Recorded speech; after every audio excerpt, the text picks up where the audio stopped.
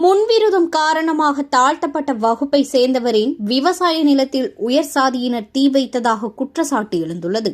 தருமபுரி மாவட்டம் மொரப்பூர் பகுதியைச் சேர்ந்த ஜோதி என்பவருடைய விவசாய நிலம் சுமார் 8 ஏக்கர் அளவில் நைனா கவுண்டம்பட்டியில் உள்ளது. தாழ்த்தப்பட்ட வகுப்பை சார்ந்த ஜோதியின் நிலத்தை அபகரிக்கும் முயற்சியில் அப்பகுதியைச் சேர்ந்த உயர் சாதியினர் மேற்கொண்டு வருவதாகவும், இவருடைய தோட்டத்தின் அருகே உள்ள வேலுமணி, சண்முகம், காளிரத்தினம், ஜடைய கவுண்டர் உள்ளிட்டோருக்கு ஜோதிமணிக்கும் வழித்தட பிரச்சினை இருந்து வந்தன.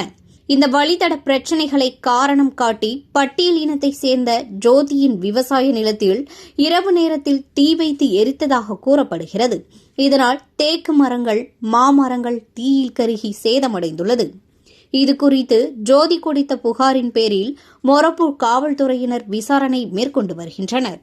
மேலும் ஆதிதிராவிடர் மக்களுக்கு வழங்கப்பட்ட பஞ்சமி நிலத்தையும் அவர்கள் அபகரித்து வருவதாகவும், தன்னுடைய நிலத்தையும் அதேபோல் அபகரிக்கும் முயற்சியில் ஈடுபட்டு வருகின்றனர் என குற்றச்சாட்டை ஜோதி முன்வைத்துள்ளார்.